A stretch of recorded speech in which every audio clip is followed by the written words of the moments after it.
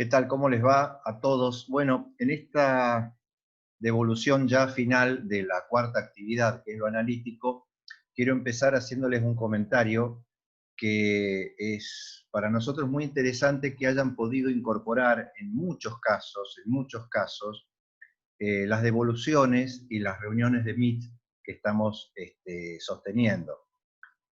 Vamos de a poco, vamos mejorando, eso implica una evolución.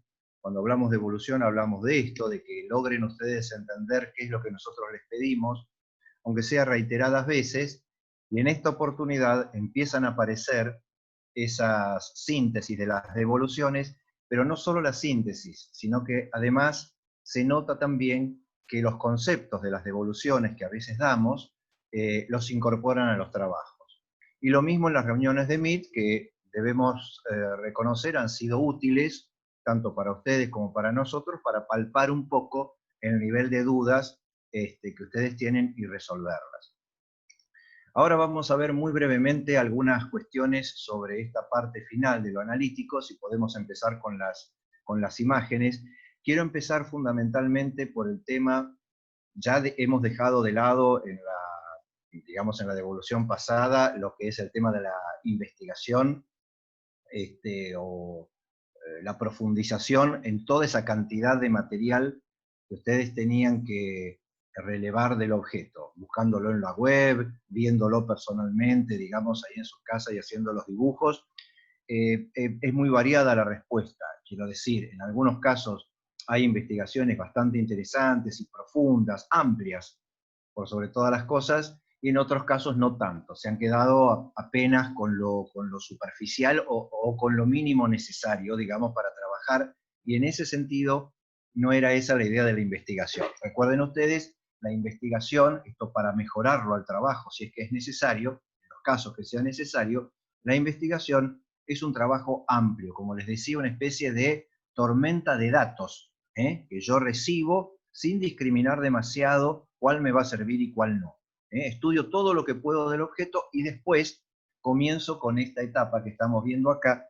Yo voy a poner los anteojos para verla mejor, ahí está. Que tiene que ver en este caso que el compañero o compañera de ustedes ha trabajado con distintos colores y con distintos tamaños, dándole el mayor tamaño y además reforzado con la idea del número 1 a lo que entiende que es lo más importante que va a decir del objeto. Funcionamiento y tecnología, en el caso 2, definición y el contexto, 3, los elementos visuales, 4, la historia y 5, la cultura. Más allá de que muchos de ustedes puedan o no coincidir con esto, no importa, es la jerarquización que este compañero o compañera ha establecido para su trabajo. Esto es un trabajo posterior a la investigación. Yo relevo entonces estos datos y comienzo a darles además una jerarquía. Es decir, dos cuestiones. Cuando tengo toda la cantidad de datos, selecciono los que me van a servir. Y además, una vez que tengo esos elementos seleccionados, los jerarquizo, porque no necesariamente todos tienen la misma importancia. ¿Por qué es útil esto? Vamos a continuar con la otra imagen y nos vamos a dar cuenta que de esa manera yo puedo ubicar en diagramas, en las propuestas de diagramas, puedo ubicar con la jerarquía que vengo trayendo de mi decisión anterior, los lugares más importantes, más visibles, en tamaño, en color, en forma, obviamente en ubicación, los elementos que considero más importantes. Entonces, esos elementos imprescindibles, esenciales, irán en los lugares destacados. Sí o sí, el observador tiene que ver eso. Después están algunos importantes, que también tendrán su lugar, los complementarios, que tendrán un lugar menor, o muy lateral, y otros que habrán quedado en el camino y que no he relevado porque no son importantes. Pero esa jerarquización me permite trabajar estos diferentes esquemas. Y esto es una virtud que tienen estos trabajos, porque son esquemas diferentes, ideas de esquemas, todos diferentes. Hay una serie de barras horizontales que se repiten, porque se ve que son necesarias como texto o lo que esté pensando el diseñador. Pero esas barras van cambiando, incluso fíjense que en el de arriba a la derecha, esa barra se transforma en una sola abajo y que trabaja con textos de dos columnas laterales. Es decir, hay 6 ideas diferentes que le permiten al diseñador después optar por la mejor. Tenemos otro caso en la siguiente, donde este estudio de esquemas es un estudio más que nada conceptual, dándole como, un poco como se planteaba en la charla anterior, un poco dándole la importancia por tamaño y por color. No obstante, esa idea abstracta, cuando empieza a estudiar los esquemas, toman una posición y toman a través de esas líneas una interrelación. Es decir, el diseñador ya está pensando cómo va a ubicar los distintos elementos. Obviamente ya sabe qué va en el rojo, qué va en el verde, qué información va a ir allí.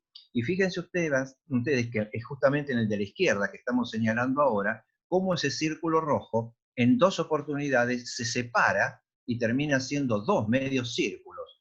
Y en el medio de ellos una información. Es decir, esquemas que en este caso son muy abstractos, pero que van armando, van compaginando cada uno de los esquemas compositivos, ¿no? de los esquemas organizativos. Continuemos con la próxima y tenemos un ejemplo de cómo eso también puede llevarse de otra manera, es decir, ya con la figura, en este caso de la zapatilla, central en la primera instancia, con un título en la parte central, y los elementos gráficos que explotan o que salen señalando los distintos elementos de la zapatilla, y los elementos, las cajas verdes, que también tienen una distinta intensidad de color, deben estar indicando un código de valoración. Es decir, se está valorando, se le está dando jerarquía justamente a cada uno de esos cuerpos que van a involucrar textos. En el primer caso hay una zapatilla con elementos, como les decía, con flechitas que salen con elementos que los identifican a las partes. En la otra no.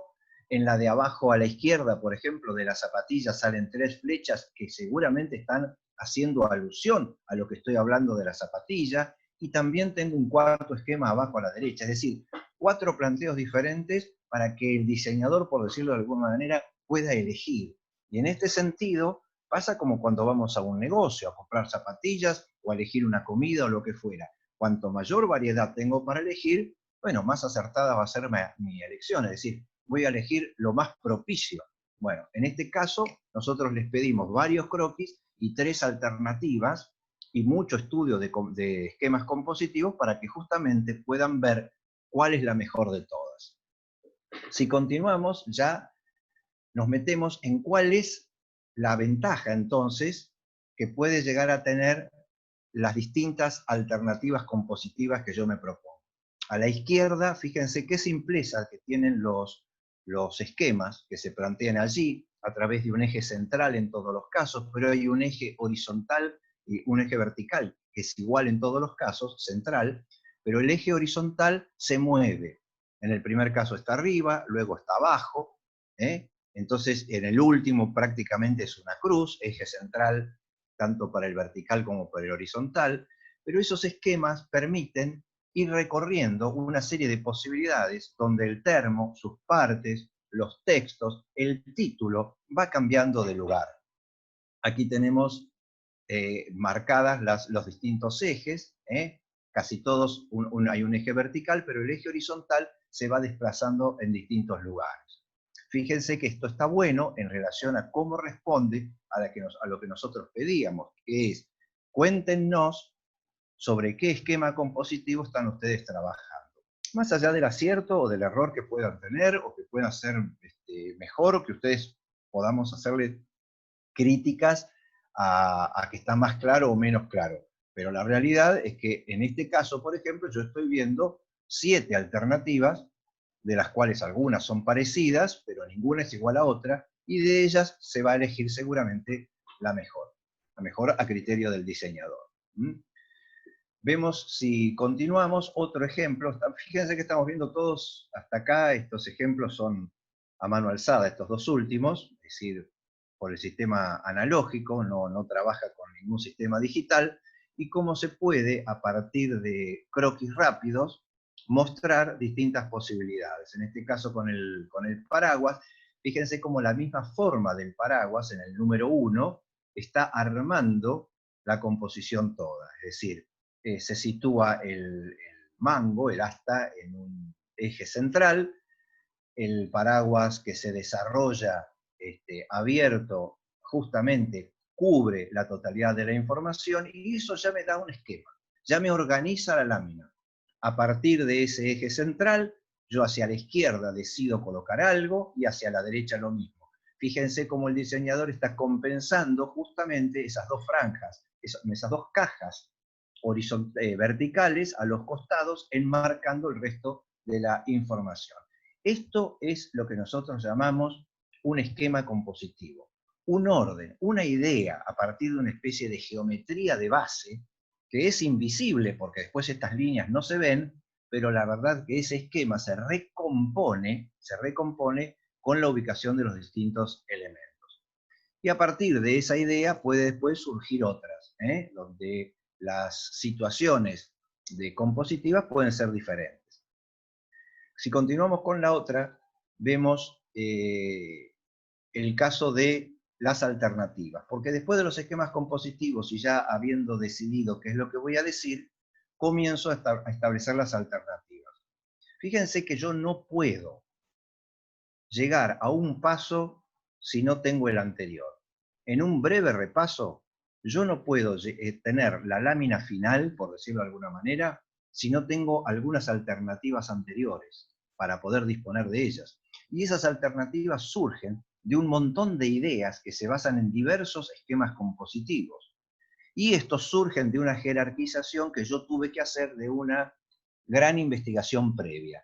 Es decir, que yendo desde el final hacia el principio, voy viendo que a cada uno de los pasos se acomoda, se apoya sobre el anterior necesariamente.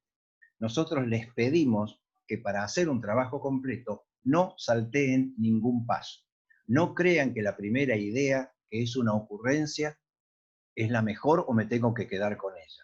Solo será la mejor si después de recorrer un largo camino de estudio de otras posibilidades, concluyo que esa primera idea era la viable y era la mejor de todas. Pero luego de probar otras cosas. En este caso, los distintos esquemas que probó el compañero o compañera de ustedes, establece, fíjense, dos esquemas distintas, dos posibilidades distintas de mostrar cómo es una guitarra. Independientemente que en un momento dado puedan faltar datos, que en este caso particular los datos que se dan no son totalmente completos, esto es un problema de contenido, que tiene otro tema de evaluación. Yo estoy hablando ahora de dos esquemas realmente diferentes, dos propuestas realmente diferentes en cómo mostrar el elemento. Ahí estamos marcando cómo nuevamente el instrumento, en este caso la forma del instrumento, está dando como una especie de respaldo vertical hacia la izquierda, luego hay una información central y sin dejar de lado la potencia que tienen esos rayos en diagonales o en abanico que van armando el resto de, o sea, verán, sí, un esquema radial, lo que llamamos un esquema radial, van armando el resto de la información. En el caso de la derecha tenemos una diagonal que se recompone generando un triángulo más un eje horizontal que divide el pasto del cielo. Fíjense la idea de lo rural, el campo, hecho de una guitarra criolla sobre, insisto, la idea del césped y el cielo. O sea, la idea de la ruralidad que está metida y que tiene en la propuesta y que tiene que ver con el elemento o el objeto que está en estudio. Seguimos adelante y vemos el trabajo, ahí está, el trabajo que estábamos viendo recién a través de una trama que en este caso el diseñador le coloca encima para poder ver cómo establecer las distintas ubicaciones. En este caso es una trama muy densa, por decirlo de alguna manera, de elementos lineales, verticales y horizontales que generan esta especie de entramado, donde, bueno, realmente hace compleja la identificación de los distintos elementos. Pero rescato el intento y sobre todo rescato en el trabajo de la derecha la idea de la valoración de los ejes. Hay dos ejes, uno vertical y otro horizontal, que tienen más fuerza que el resto. Están marcados con una valoración distinta, generando en ese cruce un lugar que coincide casi con un punto de equilibrio del objeto de la guitarra. Este tipo de cuestiones todavía no está para que nosotros les pidamos a ustedes que estén correctas desde el punto de vista del diseño. Podríamos hablar mucho tiempo sobre virtudes y defectos de estas cosas, pero lo que interesa es que estén, que aparezcan, que ustedes vayan comprendiendo la utilidad de estos elementos para poder componer una lámina y para que ustedes como diseñadores puedan explicar de qué manera están dominando esa hoja A4 que en principio está en blanco y que ustedes la tienen que llenar de elementos en esta forma organizada. Más que ordenada, organizada. Si continuamos con las imágenes, vemos ya cómo se dan resultados interesantes en cuanto a lo compositivo, cómo de alguna manera estas imágenes están ordenadas. En la imagen de la izquierda, por ejemplo, las tres bandas verticales, las tres franjas, o sea, como una especie de tripartición de la A4.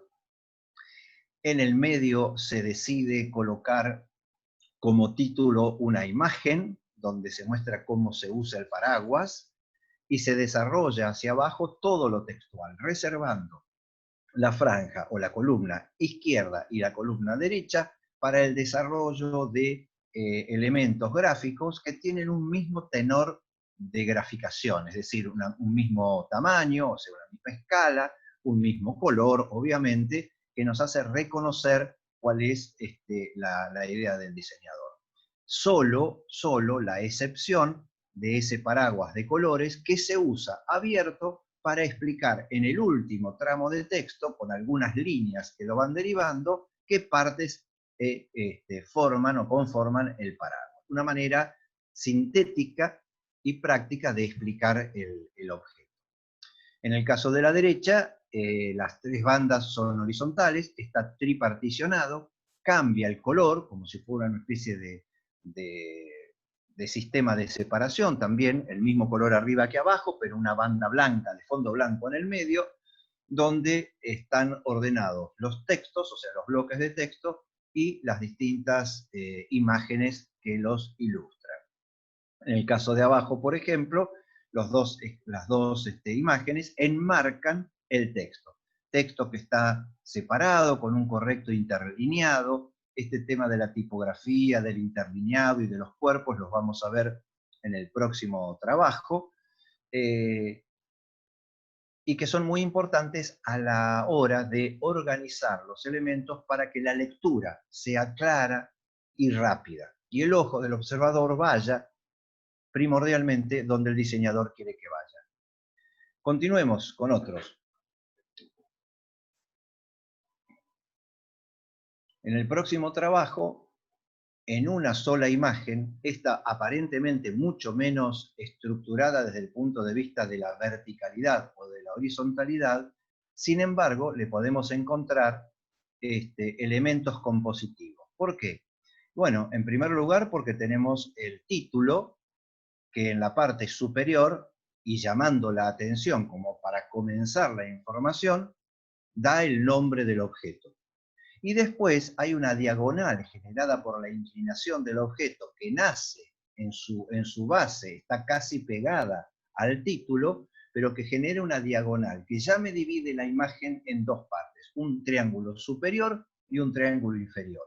Luego, los distintos elementos se van acomodando en cuanto a texto y en cuanto a bloques de texto, a esa diagramación que es la que manda, por decirlo de alguna manera. En el triángulo inferior, que en realidad termina siendo una especie de trapecio, se ubican en los distintos rincones y en las distintas extensiones los bloques de texto, separando con el suficiente aire una información de otra de manera de no confundir. A pesar de que los elementos no tienen entonces, como les decía, la rigidez de la verticalidad y la horizontalidad, se están ubicando con una relación entre ellos que genera unidad. indudablemente lo que hablamos al principio, que es la diagonal, la potente diagonal generada por el termo y su posición, por el objeto principal, y su culminación en el mate, ¿no? Veamos también que el mate le da terminación a esa diagonal, eso ya me está armando la totalidad, me condiciona el armado del resto. Otros ejemplos que tenemos con respecto a estas que podemos llamar las láminas finales, insisto, no estoy haciendo una valoración de los contenidos, porque en ese sentido muchos dejan información que sería necesaria para comunicar a un tercero afuera. No se olviden que el objetivo era, en una sola hoja A4, comunicar a otro, hacer conocer a otro este objeto que el otro desconoce totalmente. En ese sentido, no podía poner solo lo que yo quería. Sí es cierto que la jerarquización y la selección quedaba a cargo de ustedes, pero a veces falta, no es este el caso, ¿no? Pero en algunos casos de láminas finales falta cómo se usa el objeto, o no está clara la materialidad, en algunos incluso falta una relación de tamaño, cosas a veces importantes que no podrían quedar de lado, no tendrían que quedar de lado en una lámina final. Pero bueno, eso es cuestión de contenido. Ahora me está interesando mucho más este tema de los esquemas, que tiene que ver, por ejemplo, en este caso, con una diagramación muy particular. Fíjense cómo esas diagonales divide en dos triángulos y en un trapecio la hoja. Entonces ya el diseñador domina a través de esa partición la hoja. La sutileza de que el objeto paraguas, el título está ubicado sin demasiadas pretensiones en el ángulo superior izquierdo como título, que ese triángulo superior tiene una técnica gráfica que es la fotografía, y que en el triángulo de al lado esa fotografía se continúa en dibujo, porque ya yo necesito el dibujo para poder explicar técnicamente los distintos elementos. Y otra vez ese paraguas, cuyo mango marca un eje o inicia un eje horizontal que se corta a mitad de camino, y la horizontalidad del paraguas, de la tela del paraguas, genera un armado. Fíjense incluso cómo los dos círculos informativos están a la misma altura. Esto no es menor, el ojo reconstruye, generando un semieje horizontal y un semieje vertical. Exactamente, esos que estamos marcando ahora. Y finalmente tenemos el espacio inferior, que es un espacio amplio y que evidentemente está dedicado a 5 imágenes que me van a demostrar que ya están estudiadas desde antes. O sea, el diseñador sabe que va a poner 5 imágenes, adecua correctamente el tamaño y lo establece en una curva dinámica, y ese espacio en blanco que muchas veces nos queda residual, con mayor o menor acierto, pero el diseñador se dio cuenta que ahí era el lugar donde podía colocar el título del tema que estaba tratando, el modo de uso.